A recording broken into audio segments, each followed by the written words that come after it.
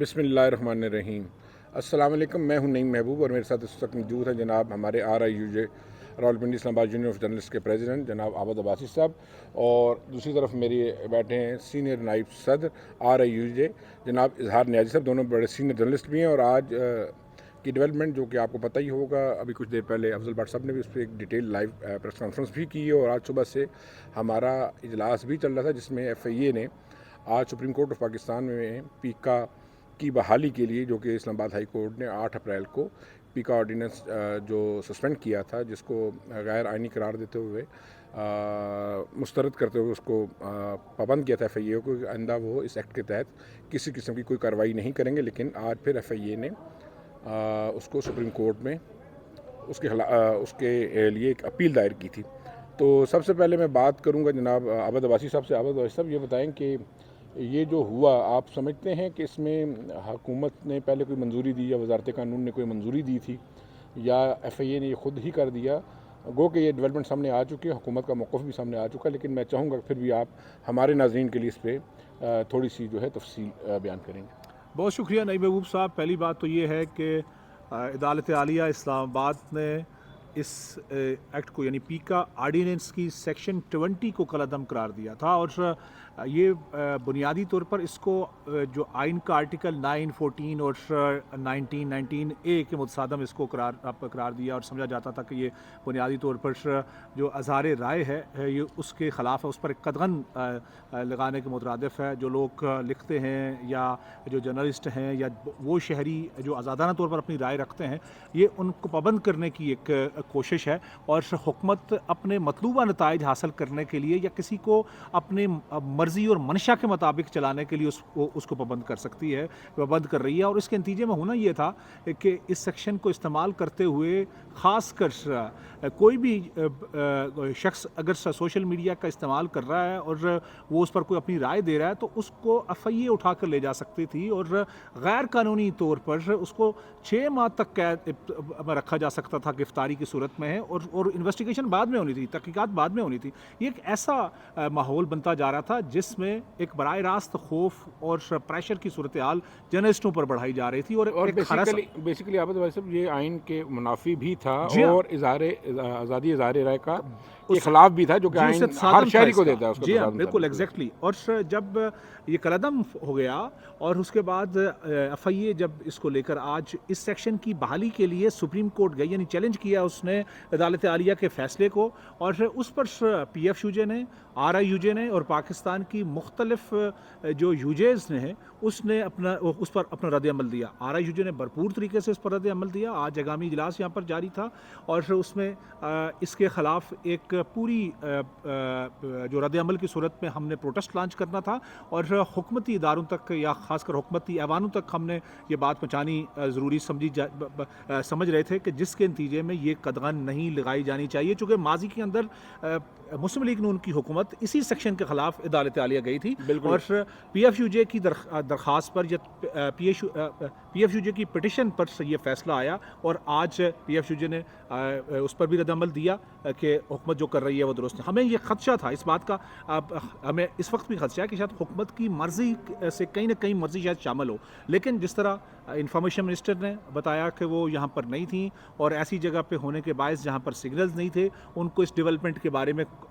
वो लाइलम रही, और उनका जो एक पैगाम और बयान सामने आया सोशल मीडिया के ज़रिए, उससे हमें यह तसल्ली किसी हद तक ज़रूर हुई कि उन्होंने फ़ौरी तौर पर इसकी वापसी की बात की। और फिर अभी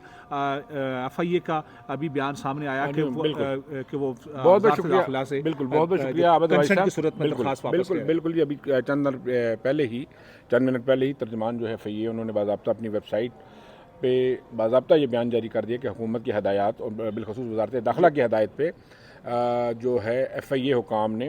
वो जो अपील है सुप्रीम कोर्ट से वो वापस लेने का फ़ैसला कर लिया है। जी इजहार नियाज़ी साहब, इस हवाले से आप कुछ कहेंगे, क्योंकि सारी इस जद्दोजहद में आप भी हमारे साथ थे, तमाम कायदीन साथ थे, अफजल भट्ट साहब की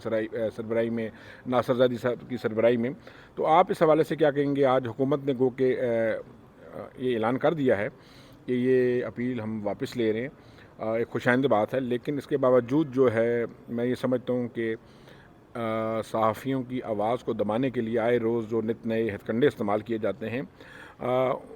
ان پہ میرا خیال ہے کہ موجودہ حکومت کو سوچنا بھی چاہیے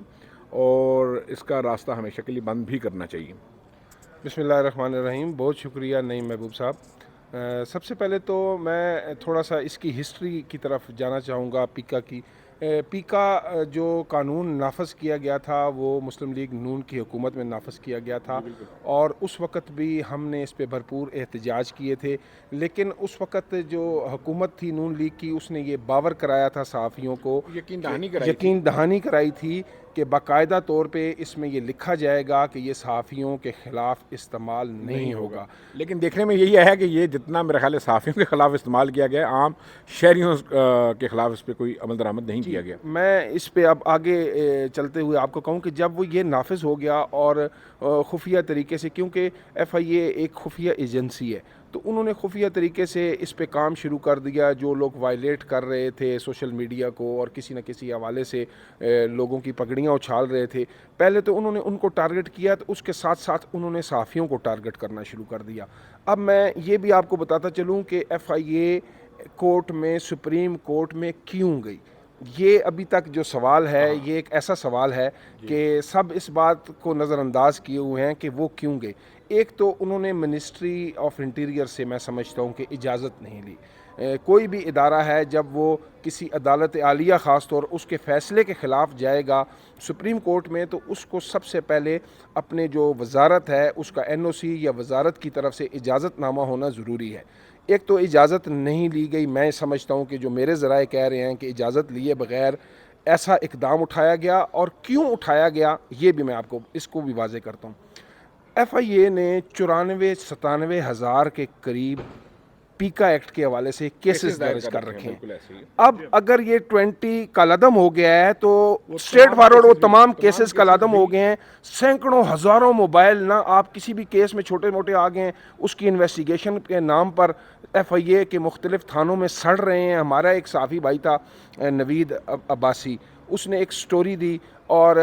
بجائے تو یہ ہوتا ہے کہ صحافی سٹوری دیتا تھا تو اس کے خلاف کارروائی ہوا کرتی تھی۔ اگر میرے خلاف میں نے کوئی جرم کیا ہے یا کوئی نازیبہ حرکات کی ہیں تو آپ جب میرے خلاف سٹوری لگتی تھی تو ادارے حرکت میں آتے تھے، لیکن اب ایسا وقت آ گیا ہے، یہ پیکا ایکٹ نے ایسا کیا ہے کہ میرے خلاف اگر آپ سٹوری لگاتے تھے تو وہ میں ایف آئی اے کو پرسو کرتا تھا، بجائے ادارے حرکت میں آ کے مجھے پکڑتے، میرے کہنے پہ ادارے اس شخص کو پکڑنا شروع ہو گئے جو میرے خلاف سٹوری لگا رہا تھا۔ اب میں سمجھتا ہوں کہ ایف آئی اے کو فوری طور پر ایک اعلامیہ جاری کرنا چاہیے جس میں ان 97 ہزار کیسوں میں جن میں شک 20